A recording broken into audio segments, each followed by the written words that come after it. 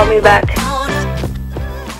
Hello tout le monde, j'espère que vous allez bien. Bienvenue dans ce tout nouvel épisode de Call Me Back. Et aujourd'hui, et pour la première fois, je ne suis pas toute seule et je suis ravie de l'avoir avec moi. Je suis avec Camille, donc de l'Instagram Camille Montagnac. Camille qui est une amie à moi maintenant depuis 2 ans déjà. 2 ans, ouais, ça commence à faire. Et aujourd'hui, on se retrouve pour un épisode un peu particulier avec un sujet qui, je pense, va en intéresser plus d'une. C'est sûr. Nous, avec Camille, on en parle tout le temps. C'est-à-dire que ça nous arrive aussi. Les gars, ne croyez pas, je sais pas, allez pas vous imaginer je ne sais quoi.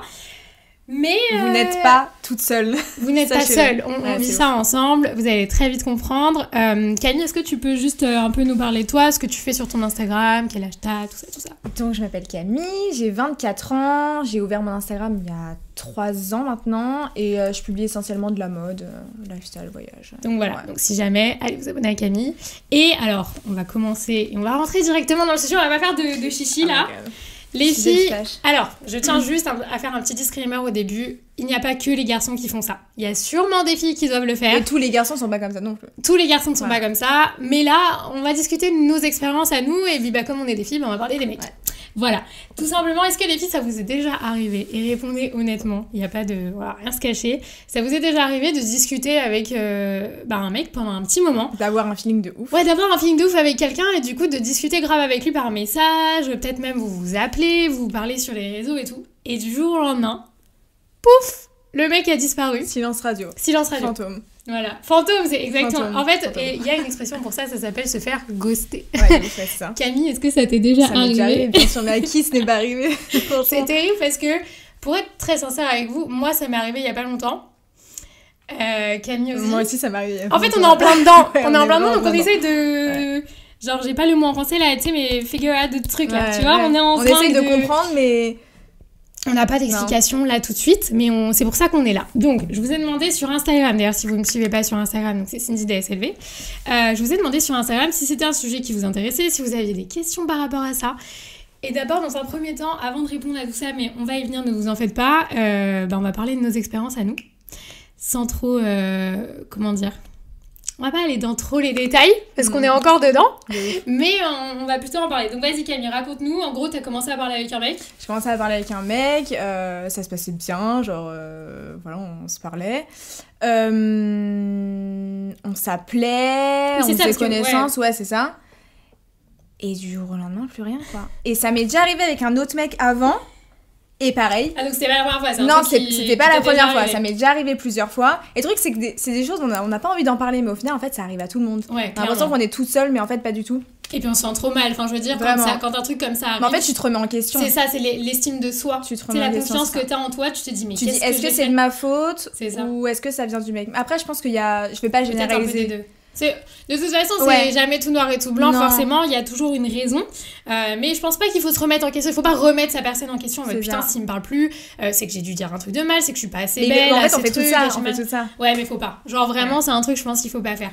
Et du coup, comment toi tu l'as géré justement? Comment tu l'as pris? Moi, j'ai super mal pris parce que tu te dis, mais en fait, tu donnes de ta personne, t'es impliqué, tu te dis trop bien, je fais connaissance avec la personne, et au final, tu te dis, mais. À quel moment j'ai merdé? À quel moment il y a eu un truc qui allait pas? Ouais, pourquoi quoi? Pourquoi en fait? Bah en fait ça fait un peu... Moi ça me donne le sentiment un peu de... Vous savez, des relations un peu superficielles. Genre on commence à se parler, on va se raconter 3 milliards de trucs perso, on va se parler du matin au soir. Et comme ça après tout s'arrête. Et tu te dis, il y a eu un élément déclencheur, ça peut pas juste s'arrêter comme ça, il y a forcément quelque chose qui s'est passé. Je généralise pas pour tous les mecs, mais je pense que il y en a, c'est genre juste leur façon d'être avec les meufs. Genre c'est juste leur fierté, ils se disent trop bien, je parle à une meuf, je vais la séduire, etc. Et après, une fois qu'elle est dans mes poches, c'est bon. Moi, j'ai eu l'avis d'un mec que je vais vous partager, parce que j'ai trouvé ça très intéressant. Mais c'est vrai que les mecs, quand on leur pose la question, généralement, ils savent pas trop quoi répondre. Ils vont pas vous donner une réponse précise de ouais je fais ça pour ça. Et là j'en ai quand même eu une et du coup je vais vous la partager après parce que je trouve ça super intéressant et on réagira à ça. Mais et du coup là toi une fois que tu t'es dit ouais j'ai merdé, t'as réagi comment? C'est-à-dire est-ce que t'as continué à lui parler ou est-ce que t'as coupé le truc en mode bon vas-y tu sais quoi gars tu veux faire le mec franchement j'ai continué. Non alors il y a des mecs auxquels j'ai arrêté parce que je savais c'était des ça servait à rien. Voilà, je vais pas dire le mot ici, ça servait à rien et que tu sens que c'est dans leur pas dans leur gène mais tu sens que c'est leur truc quoi de faire ça. Étaient juste là pour s'amuser. Ouais, mais il y a des mecs, tu te dis je comprends pas pourquoi, mais tu vas quand même chercher à... Ouais, il y a un truc. Il y a un truc, tu vois. derrière. Ouais, il y a un truc derrière. Je pense pas que ça soit de la méchanceté. Je pense pas que ça soit... Ouais, je pense pas que ça soit pour faire du mal à la personne, mais tu cherches. Mais moi, c'est mauvais, quoi. Ouais. C'est mauvais. C'est pas bien de faire ça, parce qu'au final, on attend encore de la personne, alors on que espère, ça se en trouve... fait. Ouais, on espère. Il y a beaucoup d'espérance, je pense, dans ce genre de cas. T'espères qu'à un moment, le mec, il va se réveiller et que genre, ça va tout partir. Non, mais en fait, non. Mais en fait, non. Bah, non. Ouais, moi, je sais que quand ça m'est arrivé, c'était assez particulier et j'ai essayé de chercher à comprendre. Donc, j'ai envoyé 1 fois, 2 fois, tu sais, pour essayer de comprendre. Parce qu'au final, il faut aussi... je l'ai vu pas mal passer sur Instagram, et c'est vrai qu'il faut aussi remettre les choses dans leur contexte. T'as la personne avec qui tu vas juste parler. Si tu t'iras pas plus loin, il y aura pas eu de on se voit, il y aura pas eu de on s'est embrassé, on a couché ensemble, etc. Parce que souvent, c'est aussi le cas quand par exemple, tu vas jusqu'à coucher avec un mec et qu'après ça, t'as plus de nouvelles. Bon, là, clairement, je pense qu'il y a pas 40 milliards d'explications, les filles. Je pense qu'une fois qu'on a passé ce step-là et qu'il y a plus de nouvelles, c'est qu'ils étaient juste là pour ça. Je sais pas si t'es d'accord avec moi, mais... Ah, je suis tout à fait d'accord. Moi, je pense qu'on en est là. Voilà. Sur ce cas-là, c'est pour ça qu'on va pas s'étaler là-dessus, parce qu'il n'y a pas 40 milliards de trucs à dire. C'est vraiment, genre, à mon avis, si une fois que vous avez couché avec lui, vous n'avez plus de nouvelles, c'est que c'est un connard. Ouais. Camille ne disait pas les mots, mais moi, je le dis, c'est un connard. Voilà. Donc, il voulait juste ça, il l'a eu. C'était un challenge pour lui, peut-être, de se dire... ça tellement horrible, parce que c'est horrible. C'est horrible de faire ça. Enfin, je sais pas, va chercher ailleurs, quoi. Ouais, c'est ça. Ou alors, dis-le. Juste ou alors dis-le, sois clair. Je pense que c'est ça qui est le plus frustrant dans ce genre de cas. C'est servir de la personne, en fait, et ça. Au final... Juste soyez honnête, mais en fait, peut-être qu'ils ont peur d'être honnêtes, parce que du coup, les meufs, elles peuvent, tu sais, genre, faire un pas en arrière, en mode, bah, si t'es là que pour ça, moi, non. Et au final, eux, ça les touche dans leur ego, parce qu'ils se disent, ah, elle veut pas coucher avec moi et tout. Au final, le mieux, c'est d'être honnête, comme ça, tout le monde... Personne ne perd de temps et ça se passe beaucoup mieux. Donc ce cas-là, on va le mettre sur le côté. Voilà, si clairement vous avez couché avec lui et que du jour au lendemain vous n'avez pas eu de nouvelles, c'est qu'à mon avis il était juste là pour ça. Maintenant, t'as le cas où effectivement vous vous êtes juste parlé et du jour au lendemain plus de nouvelles. Moi personnellement, je pense qu'à ce stade-là, ça peut être quoi ? Ça peut être juste vous étiez un peu un passe-temps, genre il avait pas grand-chose à faire, il vous a trouvé intéressante sur le moment. Mais voilà, après il est reparti vaquer à ses occupations, il a sa petite genre vie. bouche-trou, quoi. Genre bouche-trou, voilà, un peu. Il avait du temps à ce moment-là, et puis après il en avait plus, ou il avait autre chose à faire, et du coup il vous a baisé. Ou alors il parlait avec une autre meuf. Ça, je l'ai beaucoup vu revenir sur Insta, et c'est vrai qu'il y a beaucoup ce truc-là. Ou il y a une ex dans les parages. Ouais, ça aussi souvent. Et après il y a effectivement la situation où t'as eu un petit step un petit peu plus poussé, et en gros vous vous êtes vus, vous vous êtes embrassés, et après ça... Plus rien. Et là, tu te dis... mais... Pourquoi ? Parce qu'en plus, il a même pas couché avec toi, donc... On n'a pas couché ensemble. La finalité n'est même pas là, on s'est embrassés, et du coup, t'es... Ça veut dire quoi ? Bah, en fait, soit, encore une fois, le mec, c'est un connard, et voilà, il est pas prêt, voilà. Soit, j'ai la théorie de... le mec sait que t'es une meuf bien, et il sait que s'il s'engage avec toi, genre, c'est du sérieux. Genre, il a peur peut-être qu'il veut pas un truc sérieux. Ouais, mais dans ces cas-là, c'est la même histoire. Non, mais il a peur de développer des sentiments, peut-être. Ouais, peut-être. Après, je me dis, quand même, ça reste la base de... Tu sais, tu mets un peu les bases au départ quand tu parles avec quelqu'un. Si tu sais que t'as pas envie de t'attacher, que t'as peur des sentiments, que tu machin, dis-le ou ne fais rien. Tu vois, juste dis-le, on en parle, ou alors... En fait, c'est impossible pour les mecs. Les mecs, ils ont besoin de vouloir de séduire, de plaire. Bien sûr. Mais après, c'est les meufs aussi, hein, c'est pareil. Mais donc toi, pour en revenir, t'as arrêté de lui parler, t'as continué, t'as dit ? J'ai continué au début, et après, bon, bah, y a plus rien. Écoute, j'ai pas faire la forceuse. J'ai pas fait la forceuse. Franchement, faut pas faire les forceurs, ça sert à rien. Mais il y a eu aussi une question qui est beaucoup revenue, j'essaie de mixer un peu ce qu'il y avait sur Insta et ce qu'on dit nous, qui disait, est-ce que du coup, parce qu'il y en a beaucoup des mecs qui font ça, qui basent, et qui reviennent après comme des fleurs. Mais ça... Tu sais, qui reviennent, ils font des petites apparitions par-ci par-là, genre salut, je suis toujours là. Ça, c'est la base. J'ai eu le cas d'un mec comme ça, qui revenait. Donc, en gros, c'est un mec que je devais voir, on s'est pas vu. Et toutes les semaines, il revenait me parler. Hello, ça va ? Hello, ça va ? Il commentait mes photos. Et après, c'était tous les mois. Et en fait, ce mec, entre-temps, a eu une meuf. Donc, il a arrêté de me parler. Évidemment. Et après, quand il était plus avec sa meuf, il est revenu me parler. Mais il me l'a pas dit directement, c'est moi qui ai cramé. Tellement prévisible. Mais je pense que dans ces cas-là, parce que la question c'était, est-ce qu'on doit du coup recommencer à leur parler ? Mais c'est ou est-ce que dans ces cas-là, on les base ?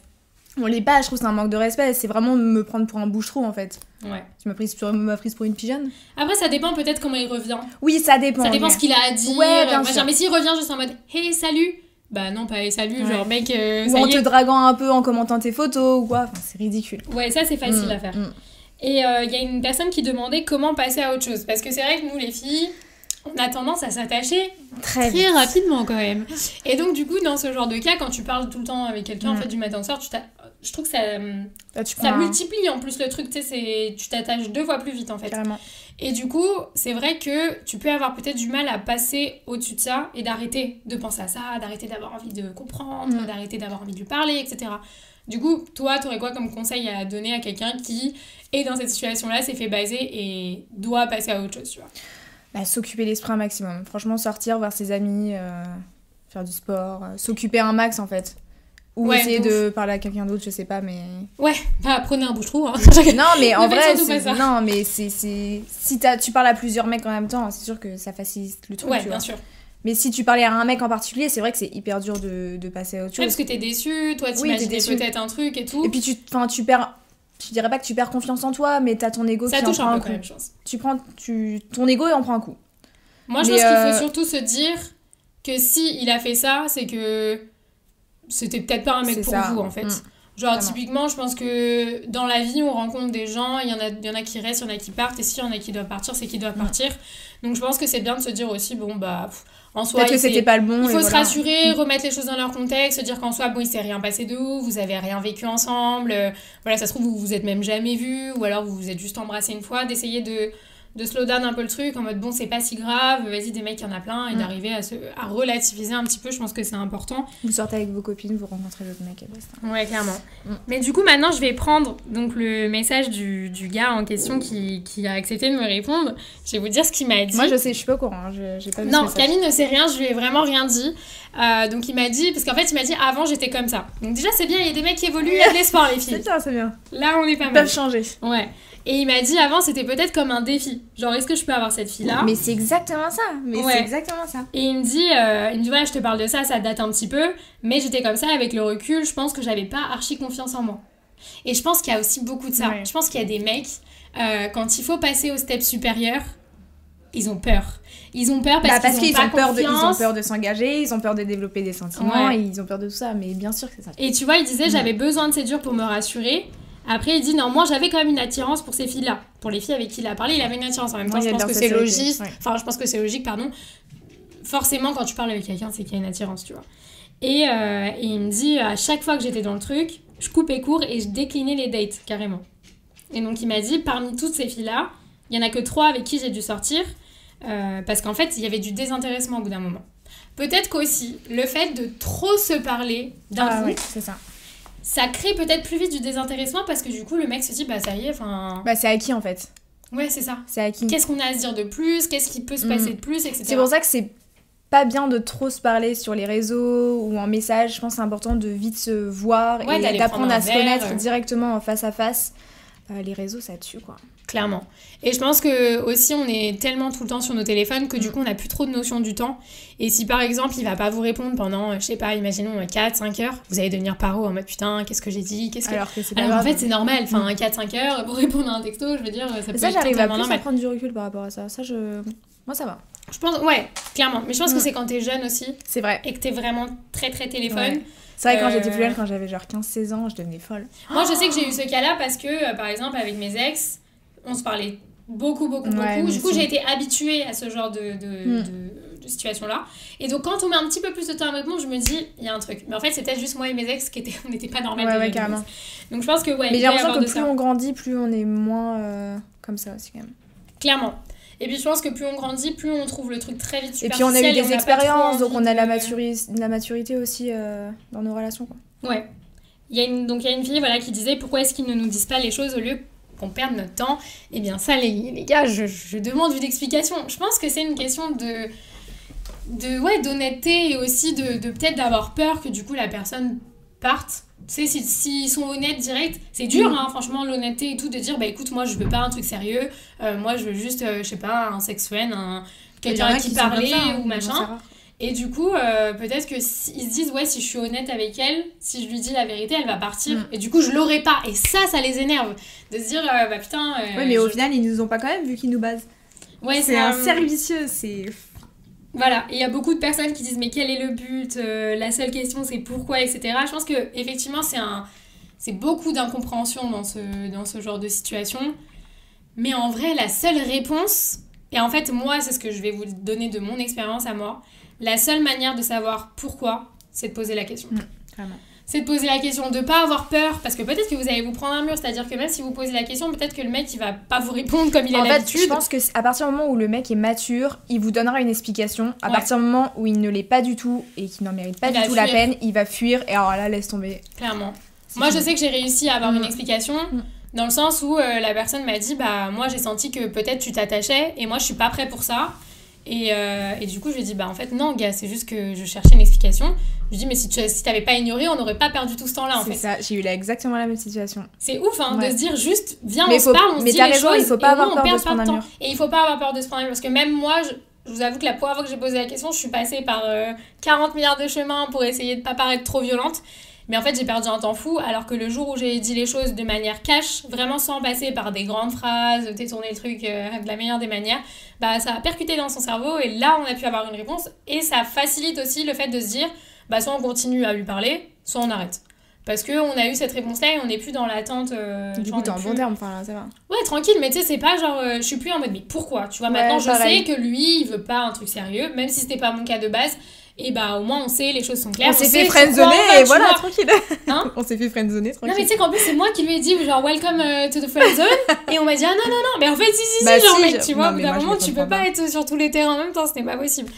Donc, non, mais du coup, ça va mieux. Mais moi, je trouvais que c'était intéressant d'en parler, parce que je pense que c'est un truc qu'on vit au quotidien. On parle, enfin, faut pas se mentir, surtout avec les réseaux.